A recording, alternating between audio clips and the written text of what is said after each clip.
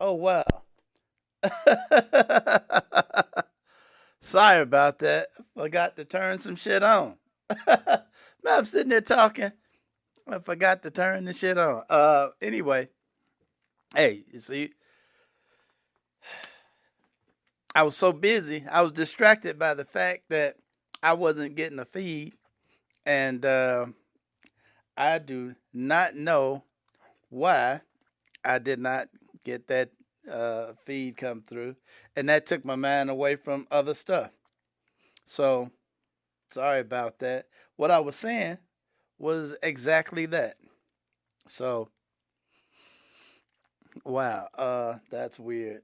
Anyway, yes, it is cold. It is extremely cold. James, Charles, what y'all up to? How y'all doing? It is getting colder tomorrow. It's supposed to get down to 0 tonight. It is December, you know.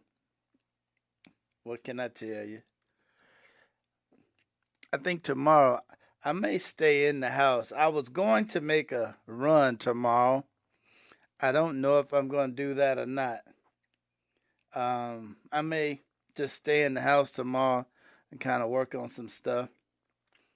Um, Cause I really don't want to go out. It's supposed to be 18 degrees. I don't think I want to go out in 18-degree weather if I don't have to. I don't think I'm going to do it. It is December. And I see, look like a little snow on the ground again. So I guess we'll see.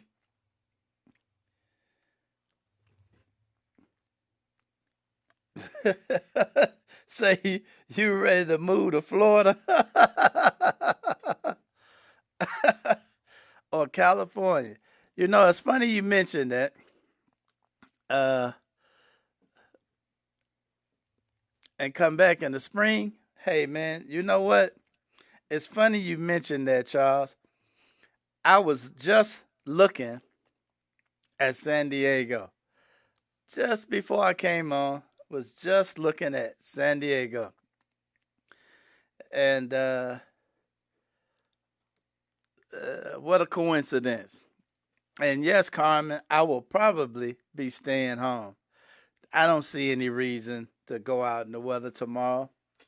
You know, it is. It's just too cold. 18 degrees. That's supposed to be the high.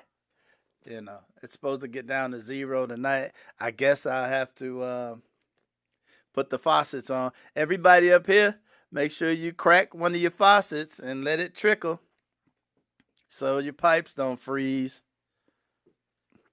65 degrees there. It's supposed to get into the 40s, huh? Ain't that something? Wow. That's crazy. That is crazy. The 40s. Man, what I wouldn't do for the 40s. It got in the 30s today. What I wouldn't do for the 40s. Man, that's crazy. But I was just looking at San Diego. I used to be there for a minute, and I haven't been in San Diego since the 80s, and I'm just wondering what's it like now. I'm just curious, you know. I wouldn't mind going to have a look, find out. Uh, Couple of crazy stories I want to share with y'all. You all may have even heard them already, but you know, there's some stories that just make you make you laugh. Some make you laugh, and some make you just shake your head. We gonna talk about two: that one that make you laugh, and one that make you shake your head. Okay, before we get down into the good stuff. check out this story that just had me chuckling. Almost unbelievable. This is out of Ashland, Virginia. It's a story that's going viral. Animal control officers say a raccoon broke into an ABC store, ransacked the shelves, and eventually passed out in the employee bathroom. Officials estimate about $250 worth of liquor was damaged before the animal was taken into custody. After sobering up, the raccoon was released back into the wild, but not before photos of the incident spread quickly online for good reason. Neighbors say this may not be the raccoon's first break-in, with a nearby business reporting a similar encounter. Now, the mischievous mammal has become a local legend and a viral sensation. That raccoon had one too many, apparently. He's My a partier. goodness. You can't make this stuff up. He tried to make it to the bathroom. He enjoys the Christmas parties, I guess, a little too much. Raccoons just are too comfortable with us. I know. Oh, yeah, they are. I've done stories on it recently, too. Now, there's several reasons I had to laugh. There's several reasons I had to laugh at that. And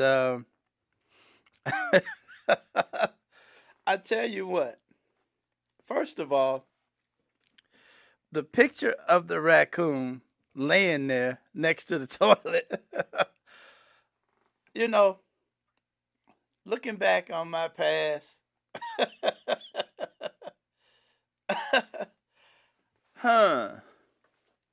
I've been in that position before. I remember looking just like that one time. Yes, guys, I have been passed out on the floor, on the bathroom floor. Yes. Hey, Ronnie, what's up? I've been passed out on the bathroom floor a couple times, as a matter of fact.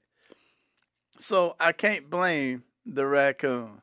Now, I cannot stand raccoons. So I hate to think of what I'd have done if I'd have caught that food.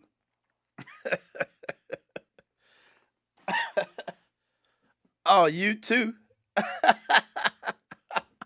don't feel so bad then.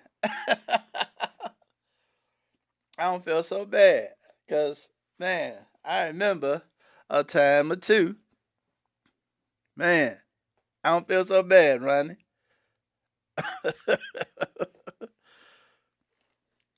Whew. Many moons ago. Boy, doing some shit you ain't got no business doing. So I can sympathize with the raccoon. Especially, say the raccoon had to let off some steam, had a rough day at the job, you know. So we'll see. Did I hear about Trump's trust fund for babies born in 2026? I did hear about that. Yes. I have not looked into it. I heard an announcement by Michael Dale and his wife that they intend to donate so many of their billions to fund some of them, to get some of them started. And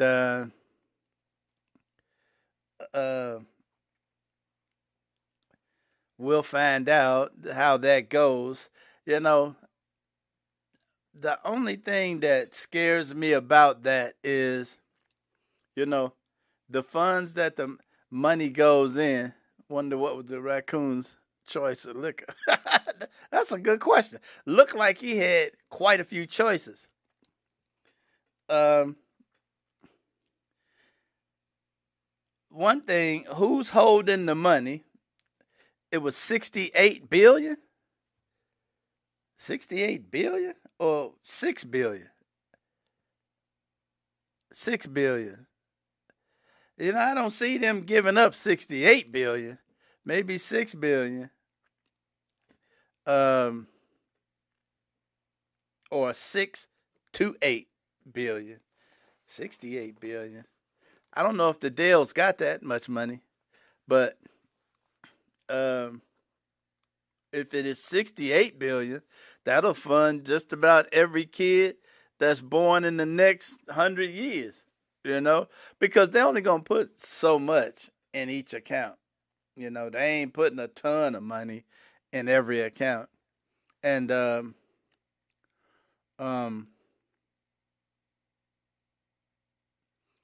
who's holding the money? Is it because the fund is supposed to accumulate until the kid turns 18. So for 18 years, where's the money going to be sitting? I haven't looked into it because I have a basic distrust of anything they're doing right now. Okay? I feel comfortable saying that. I have a basic distrust of pretty much everything they're doing. So, we'll see. We'll see what happens. I think that's cool that the Dales stepped up. And anybody don't know who Michael Dell is, he is the founder of Dell Computers. He was that guy. So Trump's going to party off the interest. You know what? Again, I would have to look into it. I haven't. The reason I did not look into it is because I'm not planning on having any children after 2026. So I was like, okay, this doesn't apply to me. I hope anybody that's getting in or buying in, reads the fine print. But it's cool if it is legitimate and Trump has no access to it. If he has no access to it, then I think it's a okay thing. Because then, it can work the way it's supposed to work. If he or anybody in his family has access to it, anyway. So, anybody out there actually looked into it? Have any of you actually looked into the nuts and bolts of this plan? If so, chime in. I haven't.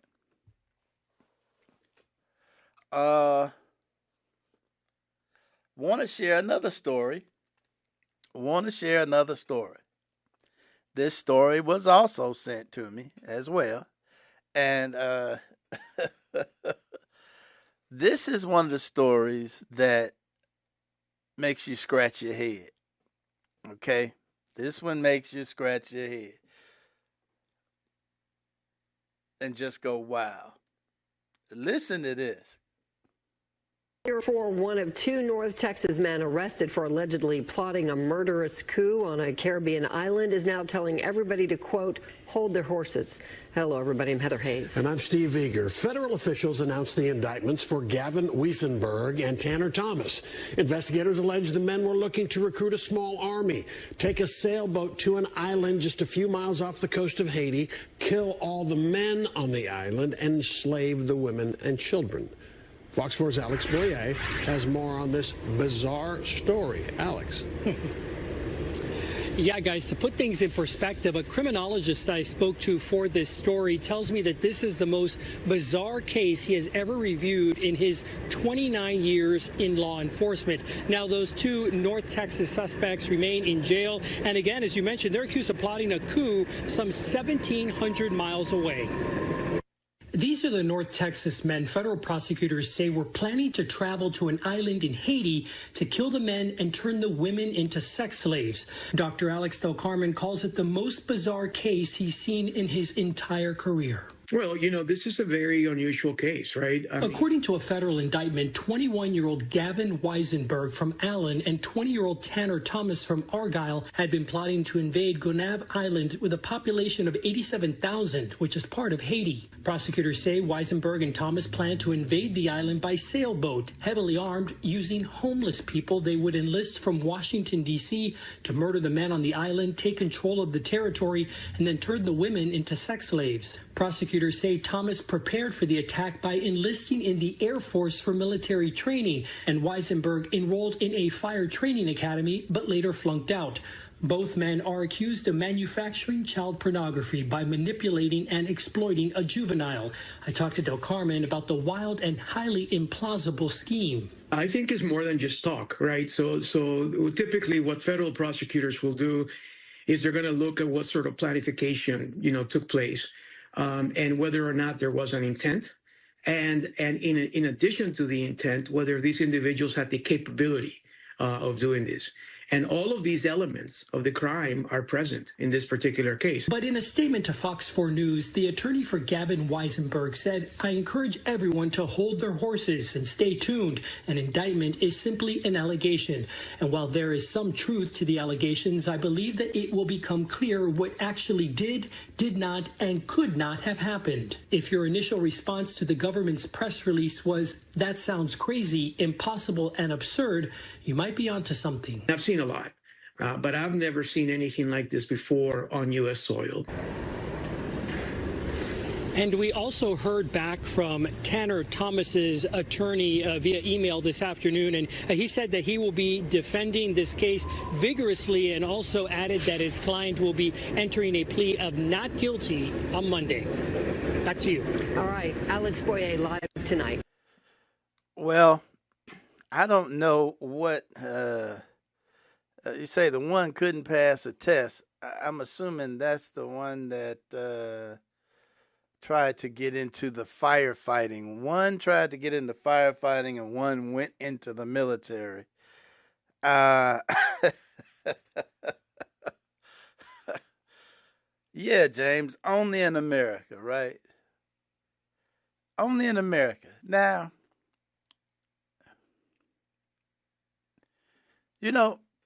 sometimes you have to ask yourself, how does two imbeciles, we're gonna look past the fact that those of European descent seem to have an overwhelming need to conquer others. But we're going to look past that. We're going to look past the just overwhelming need. Why would they let everybody know what they think? I don't know if they let everybody know about it. I don't know. I don't know who they let know about it. My only question, I got one question, and it's, again, we already know those of European descent have this need.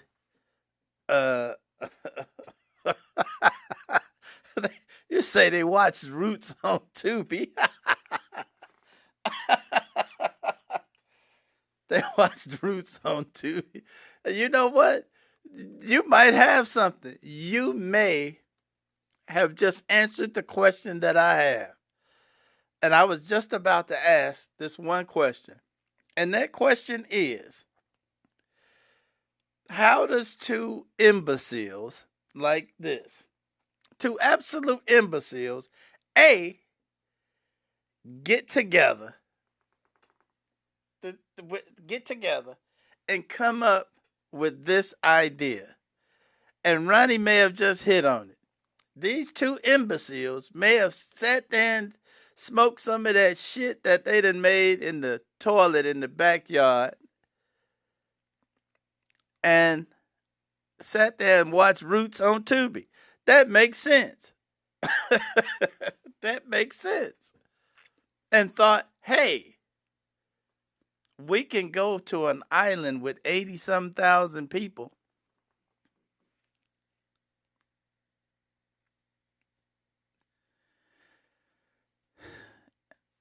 and they're going to kill all the men. Just kill them. Just kill all the men. And we're going to enslave all of the women and children. We're going to enslave them. Now, again, we can expect that thought, from those of European descent. We can expect that. They have this hankering for that, that's. And I tell you what, I'm going to play a clip here in a second that is going to prove that they got a hankering for that. But how do you get two of the biggest idiots? How do you get two of the biggest idiots together on this? That is crazy. That is absolutely crazy.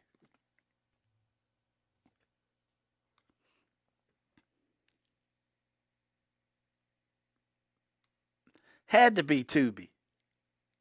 Had to be Tubi. You know what, Ronnie? I think you on to something. Because where would they have even come up with that idea? They had to, that fentanyl, if it don't kill you, it's got to make you crazy. If it don't kill you, it's going to make you crazy. I would like to hear more of this story. I'd like to hear more of the stuff that they did to prepare for this because, they did quite a bit. They actually did quite a bit to prepare. Part 1 was on this weekend, huh? Oh, really? Funny thing. I laughed. I typically laugh at people that watch Tubi. I watched Tubi for the first time last weekend. I think it was last weekend. For the first time, I watched Tubi. I was relatively entertained because they got the Detroit movies and all of that on there. For those that don't know, for those that haven't watched Tubi, Tubi has a lot of low budget movies. They got a lot of movies from up and coming producers out of Detroit. They got a Detroit kind of movie. They got all sorts of movies on Tubi, and I typically laugh because it's like, okay, that's kind of the ghetto network. I just called it that. It's my own little silly thing. Don't get mad at me. It was just my silly way of looking at it. And I did watch it, and I watched the movie on Tubi and was relatively entertained by this movie. And I got another movie I got to watch because somebody wanted me to watch it. So I'm going to watch it. But see, watching Tubi will give you ideas. See, this proves watching Tubi will give you bad notions, okay? You might want to watch that, Ronnie. Apparently, Tubi got some shit that's coming, some rays coming out of the TV, that might steer you the wrong way. So, anyhow, let's venture down this street a little farther and listen to one of those Europeans and some shit this bastard had to say. Tubi has a whole lot of good westerns on it. Really? Is that right? I did not know that. A whole lot of good westerns. I'm going to have to check that out. Okay. Now, I love a good western. You know that. So let's check out this other European and this sorry shit that this guy has to say. ripped off that state for billions of dollars, billions, every year, billions of dollars, and they contribute nothing. The welfare is like 88%. They contribute nothing. I don't want them in our country, I'll be honest with you, okay? Somebody would say, oh, that's not politically correct. I don't care. I don't want them in our country. Their country's no good for a reason. Their country stinks, and we don't want them in our country. I could say that about other countries, too. I can say it about other countries, too. We don't want them to hell. We have to rebuild our country. You know, our country's at a tipping point. We could go bad. We're at a tipping point. I don't know if people mind me saying that, but I'm saying it. We could go one way or the other, and we're going to go the wrong way if we keep taking in garbage into our country.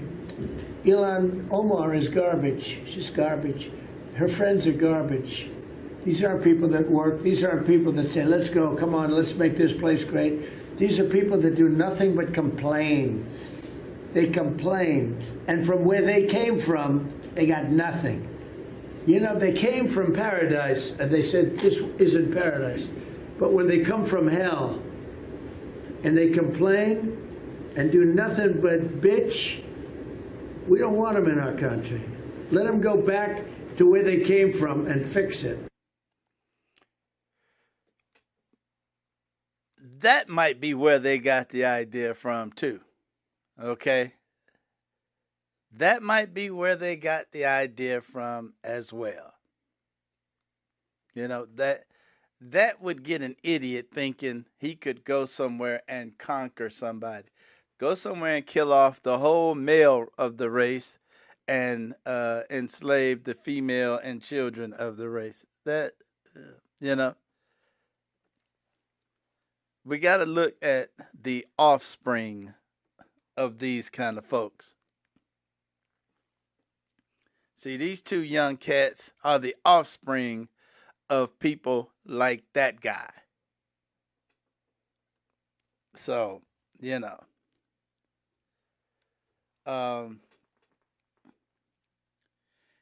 And that dude is draining in more ways than one. I believe he is literally on the way out. I believe that dude is on the way out. Now, he recently had an MRI, right, on what they were literally saying his biannual physical. Well, nobody bought that. Nobody bought that anybody has a biannual physical. He had an MRI, and they want to say that that's part of a routine checkup. And nobody, and you know what? I have never in my life heard of a doctor ordering an MRI to check, just to check out something. Okay? There's got to be something that they're very concerned about to order you an MRI.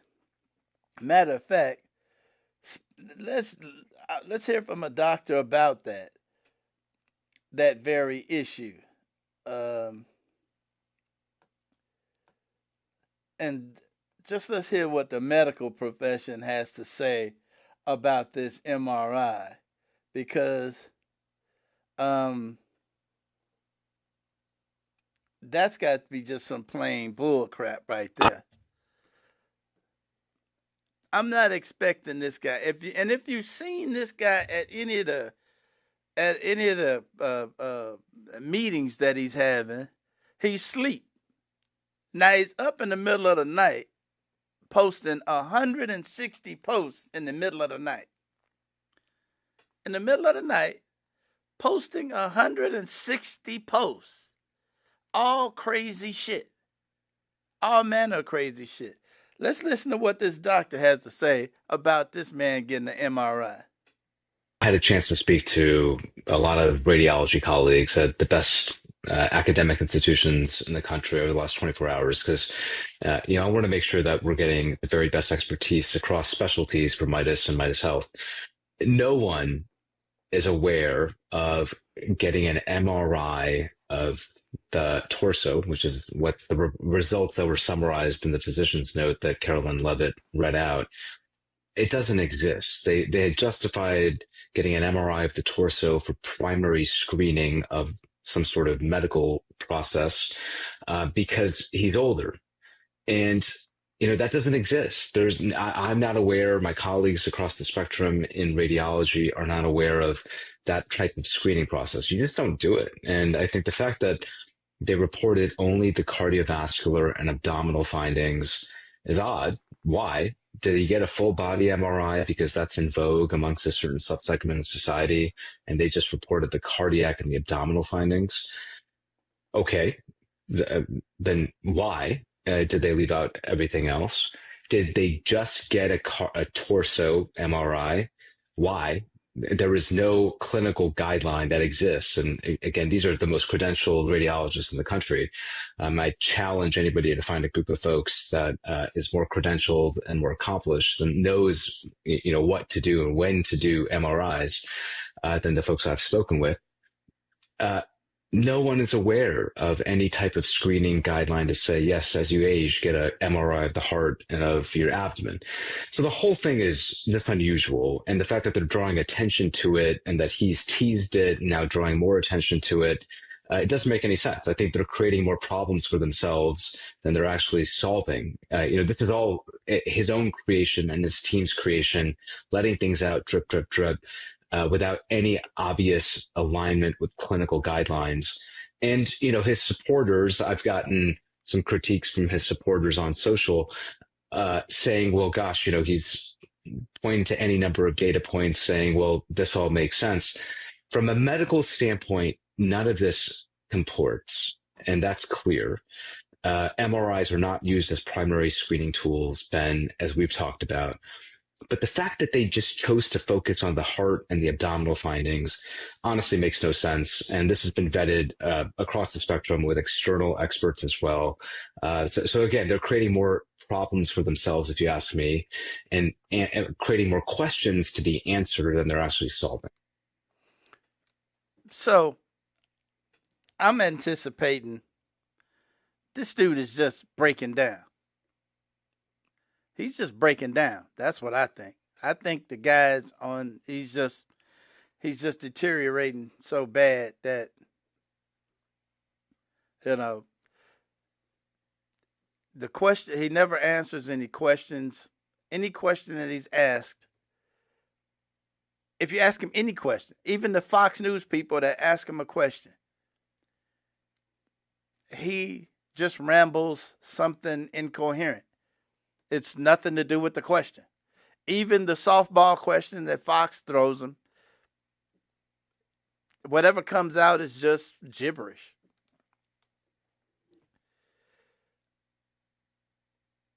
And I don't know how he chose all of a sudden his next target is Somalia, the Somalian people.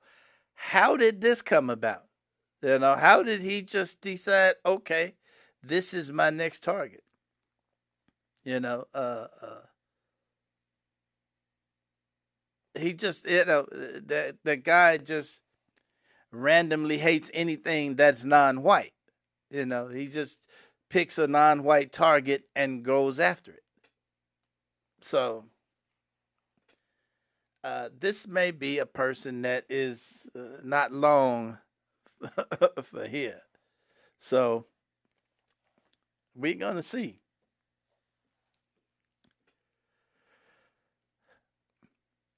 And I've never seen a guy that is nastier than this dude. This dude says some of the most awful stuff about people, to people, straight to some of these reporters' faces. Call a woman a pig to her face. Say another one is stupid just for asking a question. Just for asking a question.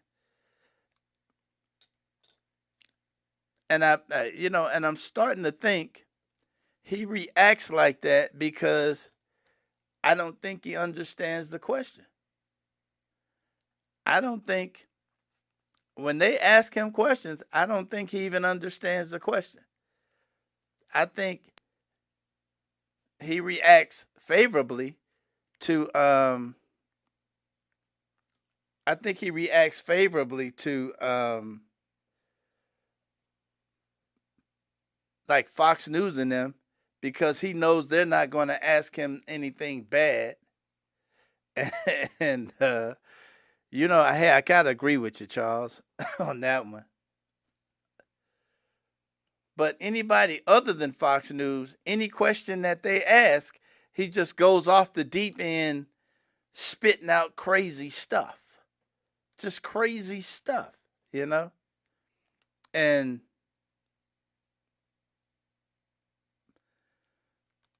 I don't think he understands any of the questions that they're asking him. I think he just answers based on sound. He just, he answers according to the sound of their voices. That's what I'm thinking.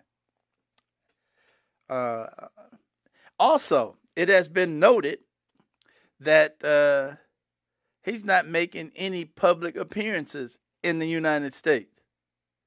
Anybody notice that? You don't see him anywhere in the United States. Remember this guy, this is the guy that always does rallies. Even as the president, he does rallies, okay? He's done no rallies, no public speakings of any kind, no nothing.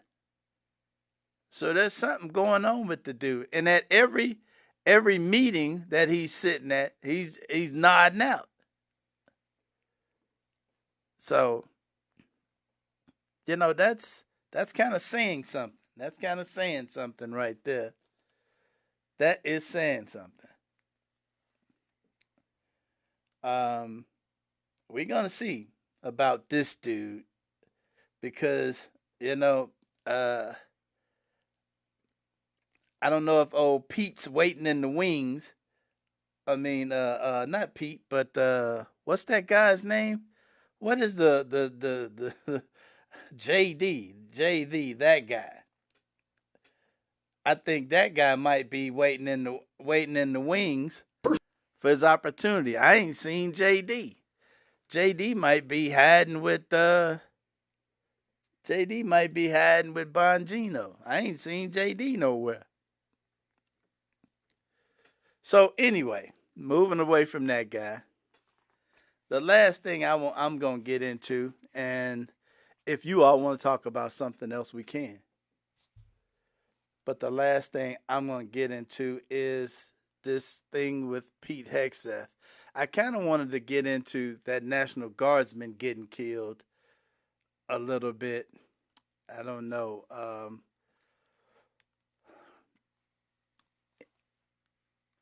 Anybody thought about that situation with the National Guardsman that got killed, the female? They're not talking about it very much. But I feel like this guy should be blamed for her getting killed. See, there's no reason for the National Guard to be on the streets in D.C. I'm going to say this, and I'm going to be done with it. This guy should get the blame for that guardsman getting killed because that was bullcrap, putting them on the streets. And now they're going to send 500 more. Anybody with any sense knew if you put the National Guards on the streets of America, any city, USA, something's going to happen. Something has to happen. It's going to happen. And they know that. So I feel like they did it on purpose. And she suffered the ultimate consequence because of this idiot's plan to start shit on the streets of America. So I'm going to leave that right there. So Pete Hegseth, I told you all the other day that the minute Caroline Levitt mentioned General Bradley, I think his name was, the minute they mentioned his name, I told you that was the guy they was going to hang out to dry. I told you that. They planned to hang this guy out to dry. Now, the only reason they would even mention his name, there was no reason to mention his name at all. Okay? Unless he's going to be the fall guy. Let's listen to Mr. Fog of War tell why he didn't have nothing to do with it. Let's listen to Mr. Fog of War right quick. Of strikes, as you would, as any leader would want, you want to own that responsibility. So I said, I'm going to be the one to make the call after getting all the information and make sure it's the right strike. That was September 2nd. There's a lot of intelligence that goes into that, building that case and understanding that, a lot of people providing information. I watched that first strike live. As you can imagine, at the Department of War, we got a lot of things to do. So I didn't stick around for the hour and 2 hours, whatever, where all the sensitive site exploitation digitally occurs. So I moved on to my next meeting. A couple of hours later, I learned that that commander had made which he had the complete authority to do. And by the way, Admiral Bradley made the correct decision to ultimately sink the boat and eliminate the threat. He sunk the boat, and eliminated the threat. And it was the right call. We have his back, and the American people are safer because narco-terrorists know you can't bring drugs through the water and eventually on land if necessary to the American people. We will eliminate that threat, and we're proud to do it. So you didn't see any survivors, to be clear, after that first strike? I did not personally see survivors, but I stand, because the thing was on fire.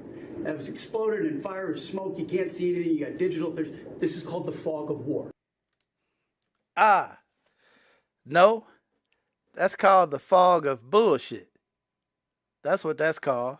That's called the fog of bullshit. And,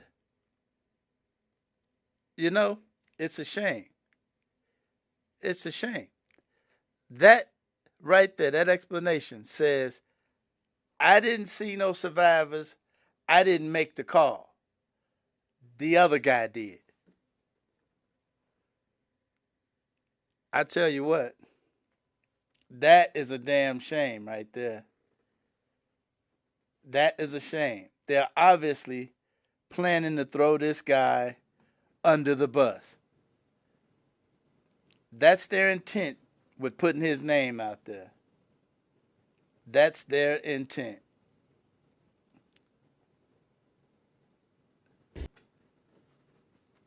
There's no other reason to mention Bradley's name. They could have just said the commander had the authority to do whatever he had to do. There was no need to mention a name. This guy's going to get scapegoated. This is what I think. This is what I said the other day before they even mentioned his name.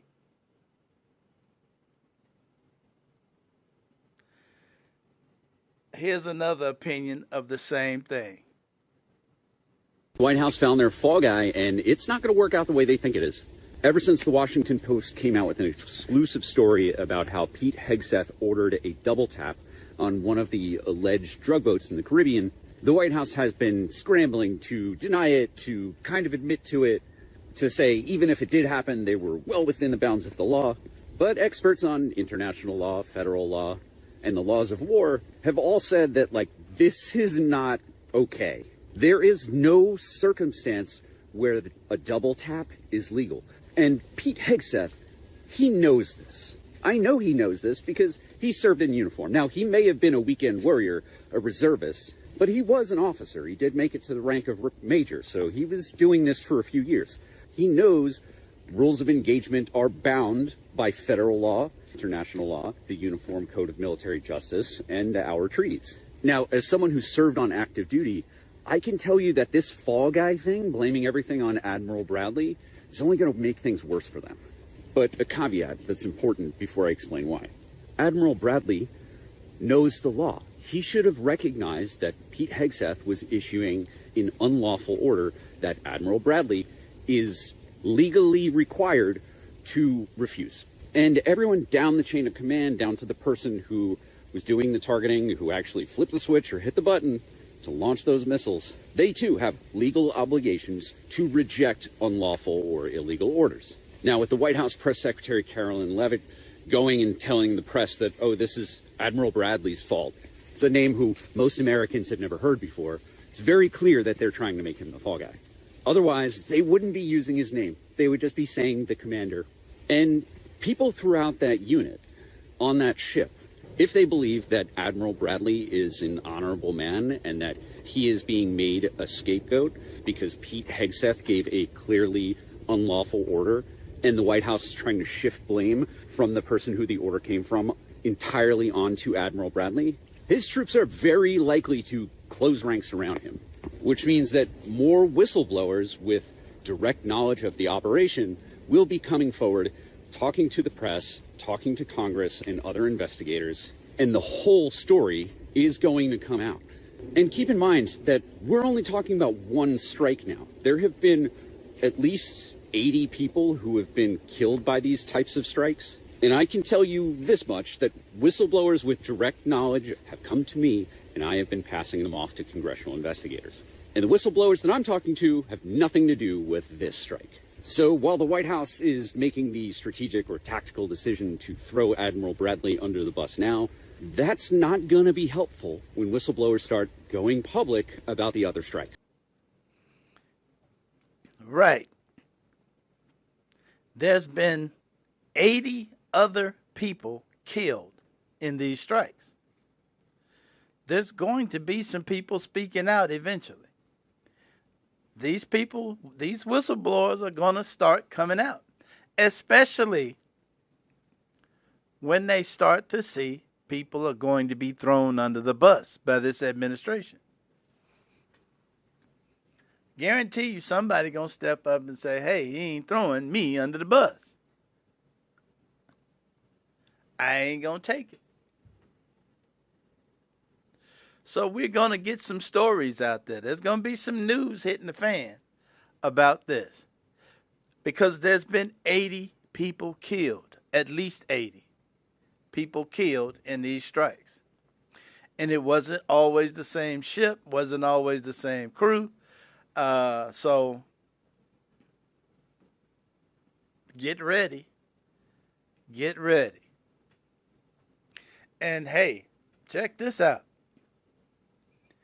We're going into 26. We got less than 30 days before we're in 2026. The midterm election is in 2026. If Congress is taken back, if the House of Representatives is taken back by the Democrats, which there's a good chance it will be, if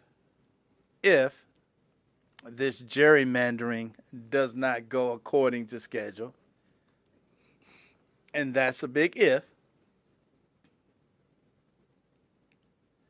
if Congress goes back to the Democrats, if the House goes back to the Democrats, oh, there's going to be some hell to pay. There's going to be some hell to pay. And maybe not even then, because there's a lot of Republicans talking about getting out of Congress. So the Democrats might get the majority before this election even takes place. Let's stay tuned, okay? This shit's got to hit the fan eventually. It's got to hit the fan eventually. This guy is doing whatever he can to get us into some kind of a skirmish that will stop the elections, the election process. See, he made a statement back when the Ukrainian president was here, he made a statement that says that to the effect, oh, since you're at war, there's no elections going on in your country. When he made that statement, that told me he's looking at that. If there's something going on, some kind of unrest going on, he's going to try and put off elections.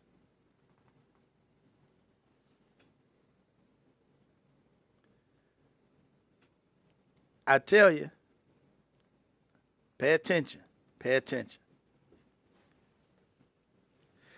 That's all I'm going to say about that this evening. If y'all got anything else on y'all minds, put it out there. I'll wait. I got to tell you, though,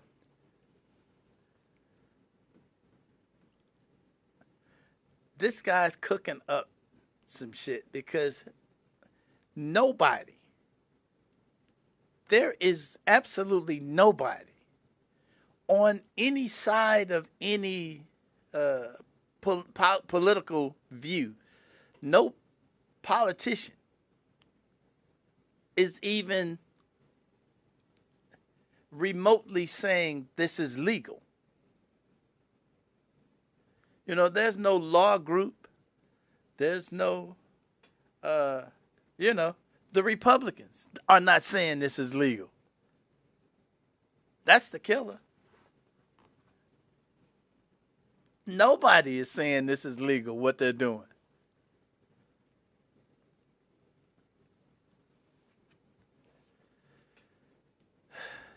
Let's see where it goes. Anyway, that's all I got. If you all got nothing, I'm going to end this right here. Call it good. I guess I'll be preparing for tomorrow's cold. It's supposed to be really cold tonight, down to 0. You know, when it gets down to 0, zero is like there's no heat. Okay, that's 0. 0 degrees heat. Boy, that sucks. So anyway, I'm being ready to prepare for this cold and the rest of this week. Supposed to snow some more. Get my mind prepared for that. And other than that, try to stay out of it. Anyway, thanks for hanging out with me as usual. I will see y'all Monday. Enjoy the rest of the week, y'all. And take it easy.